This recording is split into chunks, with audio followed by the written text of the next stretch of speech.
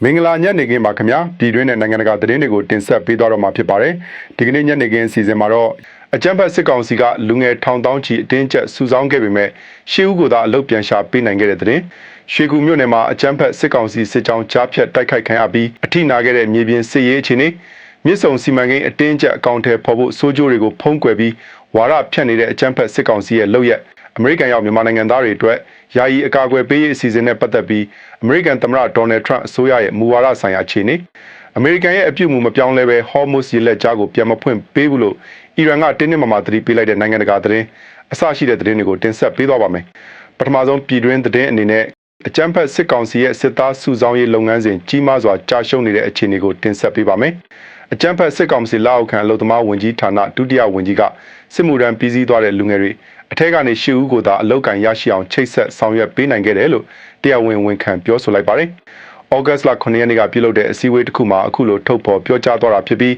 ဝန်ထမ်းလုပ်ချင်သူ3ဦးနဲ့ပုဂ္ဂလိကလုပ်ငန်းလုပ်ချင်သူ5ဦးစုစုပေါင်း10ဦးကိုသာအလောက်ရှာပေးနိုင်ခဲ့တာပါ။အကြမ်းဖက်စစ်ကောင်စီဟာ2024ခုနှစ်ဖေဖော်ဝါရီလမှာပြည်သူ့စစ်မှုထမ်းဥပဒေဆိုတာကိုအတင်းအကျပ်ပြဋ္ဌာန်းပြီး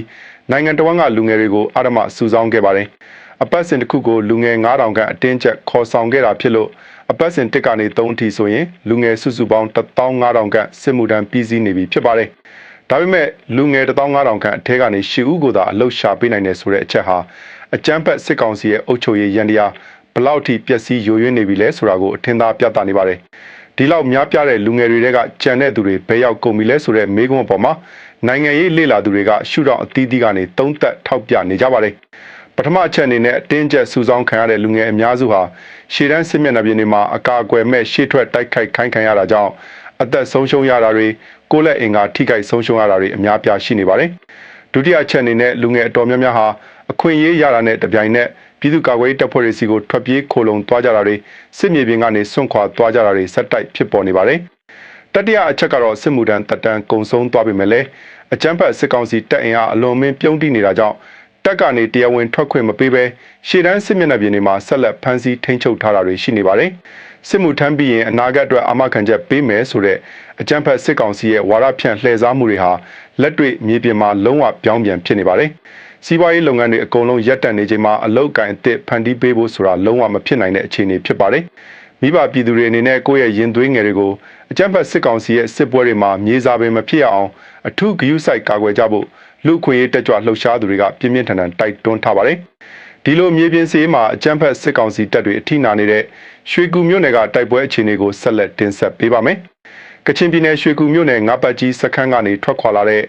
အကြမ်းဖက်စစ်ကောင်စီစစ်ကြောင်းကို KIA နဲ့ပြည်သူ့ကာကွယ်ရေးပူးပေါင်းတပ်ဖွဲ့တွေကကြားဖြတ်တိုက်ခိုက်ခဲ့ရမှာ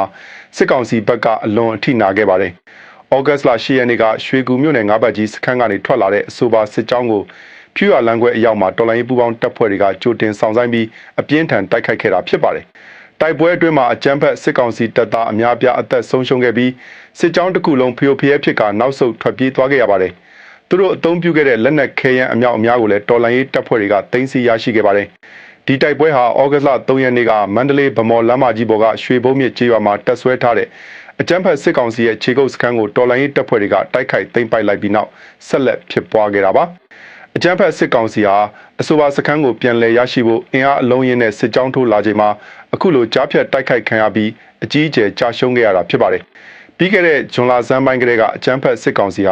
ရွှေကူမြို့နယ်အတွင်းကိုလေကြောင်းအုံပြုပြီးပြင်းပြင်းထန်ထန်ထိုးစစ်ဆင်နေခဲ့တာပါ။လက်ရှိမှာလည်းရွှေဘုံမြစ်ကျေးရွာအနီးတစ်ဝိုက်နဲ့ရွှေကူဗမော်လမ်းကြောင်းတစ်လျှောက်မှာစစ်ရေးအခြေအနေတွေအလွန်တင်းမာနေပါတယ်။တစ်ဖက်မှာလည်းရှမ်းပြည်နယ်မြောက်ပိုင်းမဘိမ်းမြို့နယ်မှာရွှေလီမြစ်ရေကြီးမားစွာတက်လာတာကြောင့်မြို့တွင်းရေကြီးရေရှမ်းမှုတွေဖြစ်ပွားနေပါတယ်။ဒေသခံပြည်သူတွေတဘာဝဘေးအန္တရာယ်ကြောင့်ဒုက္ခရောက်နေချိန်မှာတော့အကြမ်းဖက်စစ်ကောင်စီဟာစာနာထောက်ထားမှုလုံးဝမရှိဘဲဇူလိုင်လ28ရက်နေ့ကတည်းကမဘိမ်းမြို့ကိုလေကြောင်းကနေနေ့စဉ်ရက်ဆက်ပြင်းထန်စွာတိုက်ခိုက်နေပါတယ်။ဩဂတ်စ်လ6ရက်နေ့ညပိုင်းကဆိုရင်တိုက်လေရင်တစင်းကမဘိမ်းမြို့နယ်ဆေးရုံကိုလေကြောင်းကနေအပြင်းထန်တိုက်ခိုက်ဖျက်ဆီးခဲ့ပါတယ်။ပြည်သူတွေဟာတစ်ဖက်မှာရေဘေးအန္တရာယ်ကိုရင်ဆိုင်နေရသလိုအခြားတစ်ဖက်မှာလည်းအကြမ်းဖက်စစ်ကောင်စီရဲ့ရုပ်မာရက်ဆက်တဲ့လေကြောင်းရန်ကိုပါနေ့စဉ်စိုးရိမ်ထိတ်လန့်စွာနဲ့ဖျက်ဆီးနေကြရပါတယ်။ဆက်လက်ပြီးပြည်သူတရက်လုံးကပြင်းပြင်းထန်ထန်ကန့်ကွက်နေတဲ့မြစ်ဆုံစီမံကိန်းကိုပြန်လည်အသက်သွင်းဖို့အကြမ်းဖက်စစ်ကောင်စီကြိုးပမ်းနေတဲ့သတင်းကိုပြောပြပါမယ်။ ကချင်ပြည်နယ်မြစ်ကြီးနားမြို့ပေါ်ကရက်ကွက်အချို့မှာ AR မြစ်ဆုံရေအားလျက်စစ်စီမံကိန်းနဲ့ပတ်သက်ပြီ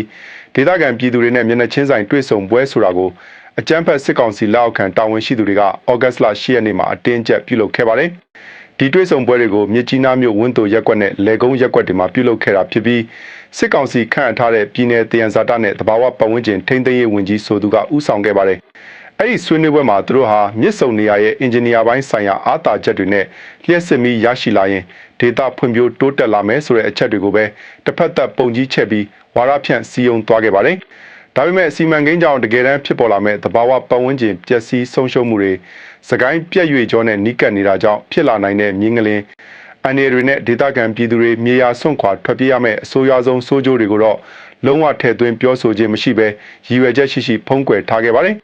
နိုင်ငံရေးလေလာသူတွေကတော့အကြမ်းဖက်စစ်ကောင်စီဟာသူတို့ရင်ဆိုင်နေရတဲ့စီးရေးနဲ့စီးပွားရေးအကြက်တဲတွေကနေထွက်ပေါက်ရဖို့အတွက်တရုတ်နိုင်ငံရဲ့ထောက်ခံမှုကိုအလွန်မင်းလိုလားနေတယ်လို့သုံးသပ်ကြပါတယ်။ဒါကြောင့်ပြည်သူလူထုရဲ့ဆန္ဒကိုလုံးဝလစ်လျူရှုပြီးမြစ်ဆုံစီမံကိန်းကိုအတင်းကျပ်အကောင့်ထဲပေါ်ဖို့စ조사နေတာပါ။တဘာဝပတ်ဝန်းကျင်အရေးလှုပ်ရှားသူတွေကလည်းအေယာဝတီမြစ်ဟာမြန်မာတိုင်းနိုင်ငံလုံးရဲ့အသက်သွေးကြောဖြစ်တာကြောင့်မြစ်ဆုံမှာရေကာတာတိဆောက်လိုက်ရင်မြစ်အောက်ပိုင်းတစ်လျှောက်လုံးကဂေဟစနစ်တွေပျက်စီးသွားမှာဖြစ်တယ်လို့ပြင်းပြင်းထန်ထန်သတိပေးထားပါတယ်။အထူးသဖြင့်စကိုင်းပြည့်ရွေကျော်မှာလှုပ်ရှားမှုတစ်ခုခုဖြစ်ပေါ်လာရင်မြစ်အောက်ပိုင်းတစ်လျှောက်လုံးကပြည်သူတန်းပေါင်းများစွာရဲ့အသက်အိုးအိမ်စီးစိမ်တွေကြီးမားတဲ့အန္တရာယ်ကြောက်ရောက်သွားနိုင်ပါတယ်။ဆွေးနွေးပွဲကိုတက်ရောက်ခဲ့ရတဲ့ဒေသခံတွေရဲ့အဆိုအရချမ်းဖက်စစ်ကောင်စီတာဝန်ရှိသူတွေဟ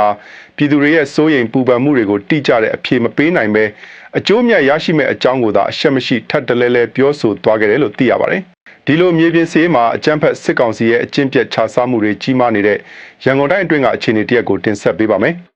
ရန်ကုန်တိုင်းမင်္ဂလာဒုံမော်ဘီနဲ့ထောက်ကျက်မြို့နယ်တွေမှာရှိတဲ့အကြမ်းဖက်စစ်ကောင်စီတပ်ရင်းတပ်ဖွဲ့တွေဟာသူတို့ရဲ့တပ်ပိုင်မြေတွေအတွင်းမှာပလတ်စတစ်စက်ရုံတွေနဲ့စားတောက်ကုန်စက်ရုံတွေကိုတရားမဝင်တီထောင်ခွင့်ပြုထားပါတယ်။အဲ့ဒီစက်ရုံတွေဟာလျှက်စစ်မီတာတက်ဆင်ထားခြင်းမရှိဘဲနိုင်ငံတော်လျှက်စစ်တပ်အားယူနစ်ပေါင်းတန်းချီပြီးခိုးယူသုံးစွဲနေတယ်လို့ခိုင်လုံတဲ့စစ်ဘက်သတင်းရင်းမြစ်တွေကဖော်ထုတ်ပြောဆိုလိုက်ပါတယ်။အဆိုပါတပ်ရင်းတပ်ဖွဲ့တွေရဲ့တပ်ရင်းမှုတွေနဲ့ခေါင်းဆောင်ပိုင်းတွေဟာစက်ရုံပိုင်ရှင်တွေစီကနေလစဉ်ငွေကြေးအမြောက်များတောင်းခံရယူပြီးတပ်ပိုင်မြေအတွင်းမှာအများပြည်သူမမြင်နိုင်တဲ့ခြုံတော်ထူထပ်တဲ့နေရာတွေမှာအခုလိုတရားမဝင်စက်ရုံတွေကိုလျှို့ဝှက်တိစောက်ခွင့်ပြုထားတာဖြစ်ပါတယ်။သက်ဆိုင်ရာမြို့နယ်လျှက်စစ်ရုံတွေကလည်းလျှက်စစ်ယူနစ်ပေါင်းတန်းနဲ့ချီပြီးပျောက်ဆုံးနေတာကိုတိတိကျကျသိရှိထားပေမဲ့အကြမ်းဖက်စစ်ကောင်စီတပ်ရင်းတွေဖြစ်နေတာကြောင့်ဘာအရေးယူမှုမှမလုပ်ရဲပဲနှုတ်ဆက်နေကြရပါတယ်။တရားမဝင်စက်ရုံတွေကိုလက်ခံထားတဲ့တပ်ဖွဲ့တွေထဲမှာမော်ဘီမြို့နယ်ကခြေလင်းတပ်ရင်းခလာရ14လေကြောင်းရန်ကာကွယ်ရေးတပ်ဖွဲ့83လေကြောင်းရန်ကာကွယ်ရေးတပ်ဖွဲ့16အစရှိတဲ့တပ်တွေပါဝင်ပါတယ်။ထောက်ကျက်မြို့နယ်မှာဆိုရင်ခလာရ106နဲ့ခလာရ39တို့ဖြစ်ပြီးမင်္ဂလာဒုံမြို့နယ်မှာတော့အမြောက်တရင်30နဲ့အခြားထောက်ပံ့ရေးတပ်ဖွဲ့တွေပါဝင်နေပါတယ်။စက်ရုံတရုံကိုလုပ်ငန်းပမာဏအပေါ်မူတည်ပြီးတလကိုငွေကျပ်350ကနေ300အထိသက်ဆိုင်ရာတရင်မှုတွေကိုပုံမှန်ဆက်တာနေရတယ်လို့သိရပါတယ်။လက်ရှိအချိန်မှာပြည်သူတရလုံးဟာလျှက်စစ်မီပြတ်တောက်မှုတန်းကိုနေ့စဉ်ရက်ဆက်ဆိုးရွားစွာခံစားနေရချိန်မှာအကြမ်းဖက်စစ်ကောင်စီတပ်ဖွဲ့ဝင်တွေကတော့ပြည်သူဗန္နာလျှက်စစ်ဓာတ်အားတွေကိုအာဏာပြပြီးမတရားခိုးယူသုံးစွဲကကိုကြိုးရှာစီးပွားရှာနေကြတာဖြစ်ပါတယ်။အထက်ကနေအစဉ်စဉ်စစ်ဆေးလာတဲ့အခါမှာလဲအောက်ခြေတာဝန်ရှိသူတွေကိုလက်ငွေပေးပြီးဖုံးကွယ်ထားတာကြောင့်ဒီတရားမဝင်လုပ်ငန်းတွေဟာနှစ်ပေါင်းများစွာကြာအတားအဆီးမရှိလက်ပတ်နေနိုင်တာဖြစ်ပါတယ်။ဆက်လက်ပြီးအကြမ်းဖက်စစ်ကောင်စီရဲ့ချင်းချောက်ဖမ်းဆီးမှုတွေကြောင့်ရန်ကုန်မြို့ရဲ့ညပိုင်းစီးပွားရေးလုပ်ငန်းတွေအကြီးအကျယ်ပျက်စီးယိုယွင်းလာတဲ့အခြေအနေကိုပြောပြပါမယ်။အကြမ်းဖက်စစ်ကောင်စီတပ်တွေဟာအင်အားလိုအပ်ချက်အရန်ကြီးမားလာတာကြောင့်ရန်ကုန်စင်ကြေဘုံမြို့နယ်တွေမှာညဘက်အိမ်စီးကားတွေနဲ့လှည့်လည်ပြီးအသက်မပြည့်သေးသူတွေကအစလူငယ်လူလက်ပိုင်းတွေကိုအတင်းကျပ်ပေါ်တာဆွဲဖမ်းဆီးမှုတွေဆက်တိုက်လှုပ်ဆောင်လာပါတယ်။ဒီလိုအကြမ်းဖက်ဖမ်းဆီးမှုတွေနေ့စဉ်ရက်ဆက်ဆိုးရွားလာတာကြောင့်ရန်ကုန်မြို့ကပြည်သူတွေဟာည9နာရီကျော်တာနဲ့လမ်းပေါ်ထွက်ရဲသူမရှိတော့ဘဲ6ကတ်သွားခဲ့ပါတယ်။တကုံမြို့တစ်မြောက်ပိုင်းတောင်ပိုင်းစိတ်ကမ်းနဲ့လှိုင်းသာယာအစရှိတဲ့မြို့နယ်တွေ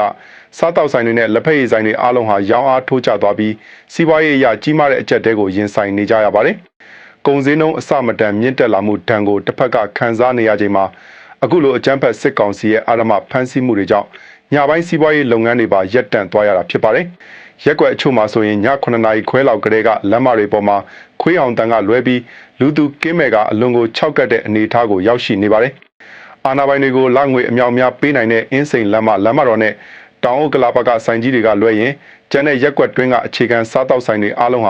မှောင်တာနဲ့ဆိုင်ပိတ်ပြီးနေအိမ်ထဲပုံအောင်နေကြရပါတယ်။ရန်ကုန်မြို့ရဲ့ညပိုင်းစီးပွားရေးဆိုတ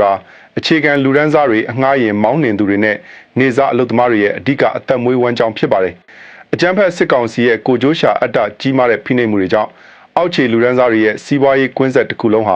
ာလုံးဝပြိုကျပျက်စီးသွားခဲ့ရပါပြီ။ပြည်သူတွေအနေနဲ့နေ့စဉ်စားဝတ်နေရေးခက်ခဲကြက်တဲလာတဲ့အပြင်အကြမ်းဖက်စစ်ကောင်စီရဲ့ပေါ်တာဆွဲဖမ်းဆီးခံရမဲ့အန္တရာယ်ကိုပါနေ့စဉ်နဲ့မျှစိုးရိမ်ထိတ်လန့်စွာရင်ဆိုင်ဖြတ်တန်းနေကြရပါတယ်။ဒါအပြင်နိုင်ငံတကာစင်မြင့်မှာအကြမ်းဖက်စစ်ကောင်စီရဲ့လုပ်ရက်တွေအဆက်ကွဲကြာရှုံးနေရတဲ့တောင်ကိုရီးယားကဖြစ်စဉ်ကိုဆက်လက်တင်ဆက်ပေးပါမယ်။တောင်ကိုရီးယားနိုင်ငံဆိုးမြို့မှာရှိတဲ့အကြမ်းဖက်စစ်ကောင်စီတန်ယုံရှိမှာမြန်မာတော်လှန်ရေးအင်အားစုတွေနဲ့တောင်ကိုရီးယားအရက်ဘက်အဖွဲ့အစည်းတွေပူးပေါင်းပြီး38နှစ်မြောက်ရှစ်လေးလုံးအရေးတော်ပုံအထိမ်းအမှတ်သတင်းစာရှင်းလင်းပွဲတစ်ရက်ကိုကျင်းပခဲ့ပါတယ်။အဲ့ဒီသတင်းစာရှင်းလင်းပွဲမစတင်မီချိန်လေးမှာတင်စစ်ကောင်စီတန်ယုံအတွင်းကနေမျက်နှာဖုံးဆွတ်ထားတဲ့တန်ယုံဝန်ထမ်းအချို့ထွက်လာပြီးတက်ရောက်လာသူတွေကိုတပ်ပုံရိုက်ဗီဒီယိုမှတ်တမ်းတင်ကချင်းချောက်ဖို့ကြိုးစားခဲ့ကြပါတယ်။သတင်းစာရှင်းလင်းပွဲဘက်ကိုကင်မရာချိန်ရိုက်ပြီ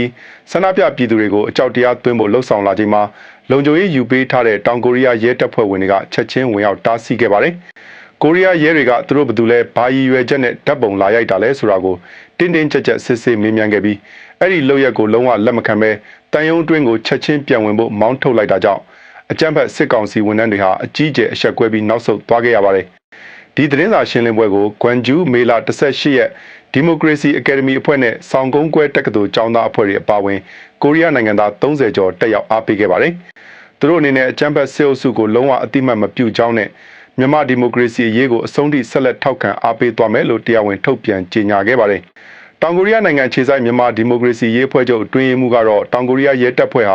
ာတော်လိုင်းအဖွဲ့အစည်းတွေနဲ့တက်ရောက်လာသူတွေကိုအပြည့်အဝအကာအကွယ်ပေးထားတယ်လို့ပြောဆိုခဲ့ပါတယ်။အကြမ်းဖက်စစ်ကောင်စီဟာပြည်ပရောက်တော်လိုင်းသမားတွေကိုမျက်နှာဖုံးစွပ်ဓာတ်ပုံရိုက်ပြီးချင်းချောက်တဲ့ခေတ်နောက်ပြန်ဆွဲအာဏာရှင်လုပ်ရက်တွေကိုအခုထိသုံးဆွဲနေစေဖြစ်ပါတယ်။ဒါပေမဲ့ဒီမိုကရေစီနဲ့လူ့အခွင့်အရေးကိုလေးစားလိုက်နာတဲ့နိုင်ငံတကာစင်မြင့်တွေမှာဒီလိုလုပ်ရက်တွေဟာလုံးဝအလုံးမဖြစ်တော့ပဲအကြမ်းဖက်စစ်ကောင်စီရဲ့အောက်တန်းကျတဲ့ညင်စိုးတွေကိုကဘာကသိအောင်ဖော်ပြလိုက်တယ်လို့သာဖြစ်သွားခဲ့ရပါတယ်။ဆက်လက်ပြီးအမေရိကန်ရောက်မြန်မာနိုင်ငံသားတွေအတွက်ယာယီအကာအကွယ်ပေးရေးအစီအစဉ် TPS နဲ့ပတ်သက်တဲ့သတင်းကိုတင်ဆက်ပေးပါမယ်။အမေရိကန်ပြည်ထောင်စုမှာရောက်ရှိနေထိုင်နေကြတဲ့မြန်မာနိုင်ငံသားတွေအတွက်ယာယီအကာအကွယ်ပေးခွင့် TPS ရုပ်သိမ်းရေးကိစ္စနဲ့ပတ်သက်ပြီးအမေရိကန်သမ္မတဒေါ်နယ်ထရန့်အစိုးရရဲ့လှုံ့ဆော်ချက်တွေကိုဆက်လက်အကောင့်ထဲပေါ်နိုင်ဖို့ဖက်ဒရယ်တရားသူကြီး2ဦးကလမ်းဖွင့်ပေးလိုက်ပါတယ်။ဒီဖြစ်စဉ်ဟာပြီးခဲ့တဲ့ဇွန်လတုန်းကအမေရိကန်ဗဟိုတရားရုံးချုပ်က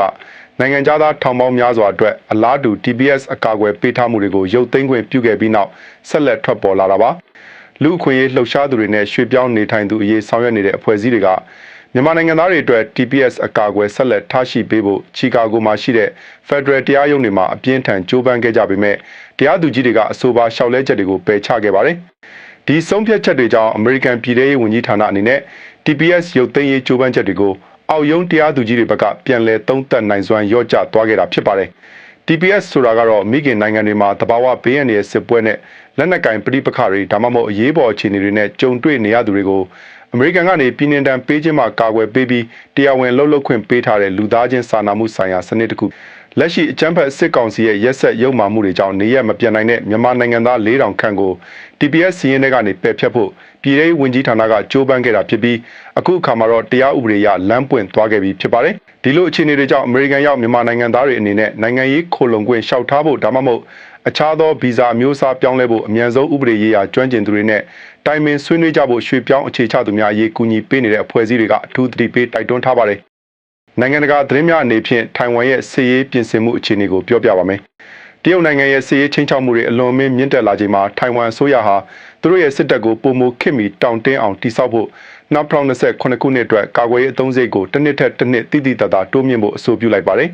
ဒီအသုံးစရိတ်ဟာပထမဆုံးအကြိမ်ဖြစ်ထိုင်ဝမ်ဒေါ်လာ131ဘီလီယံကျော်လွန်သွားမှာဖြစ်တယ်လို့တရားဝင်သတင်းအေဂျင်စီတွေကဖော်ပြထားပါတယ်ဒီမိုကရေစီစနစ်နဲ့လွတ်လပ်စွာအုပ်ချုပ်နေတဲ့ထိုင်ဝမ်ကျွန်းကိုတရုတ်နိုင်ငံကသူတို့ရဲ့ပိုင်နက်နယ်မြေအဖြစ်အတင်းအဓမ္မသတ်မှတ်ထားပြီးပြီးခဲ့တဲ့နှစ်တွေအတွင်းမှာစစ်ရေးနဲ့နိုင်ငံရေးဖိအားတွေကိုနေ့စဉ်နဲ့မျှတိုးမြင့်လာခဲ့ပါတယ်တရုတ်စစ်တပ်ဟာထိုင်ဝမ်ကျွန်းပတ်ဝန်းကျင်တစ်ဝိုက်မှာလေယာဉ်တင်သင်္ဘောတွေကိုပြောက်တိုက်လေယာဉ်တွေနဲ့ဒုံးကျည်တွေကိုအသုံးပြုပြီးနေ့စဉ်ဒီပါစစ်ရေးလေ့ကျင့်မှုတွေပြုလုပ်ကာရန်စချင်းချောက်နေတာဖြစ်ပါတယ်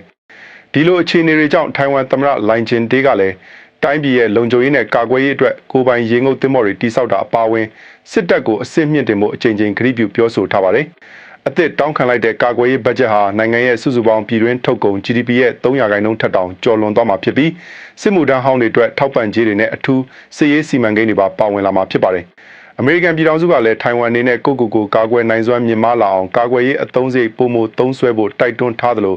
ထိုင်ဝမ်ရဲ့အခုလိုဆုံးဖြတ်ချက်ကိုအပြည့်အဝထောက်ခံကြိုဆိုထားပါတယ်။ဟုတ်ကဲ့ခုတင်ပြပေးခဲ့တာကတော့ဒီကနေ့ညနေခင်းသတင်းစီစဉ်ပဲဖြစ်ပါတယ်။အချိန်ပေးပြီးနားဆင်ကြည့်ရှုပေးခဲ့ကြတဲ့ပရိသတ်ကြီးကိုကျေးဇူးအထူးတင်ရှိပါတယ်။နေ့စဉ်မြန်မာရေးအခြေအနေနဲ့နိုင်ငံတကာကအဖြစ်အပျက်တွေကိုအချိန်နဲ့တပြေးညီတင်ဆက်ပေးဦးမှာဖြစ်လို့သတင်းဦးသတင်းထူးတွေကိုလက်မလွတ်တမ်းကြည့်ရှုနားဆင်လို့ရအောင် channel လေးကို like and subscribe လုပ်ပြီး notification bell ကိုပါနှိပ်ထားဖို့တောင်းဆိုချင်ပါတယ်ခင်ဗျာ။သတင်းတင်ဆက်မှုကိုဒီမှာပဲရပ်နားပါရစေခင်ဗျာ။မိဘပြည်သူများကိုယ်စိတ်နှပြချမ်းသာပြီးဘေးရန်အန္တရာယ်ပေါင်းမှကင်းဝေးကြပါစေ။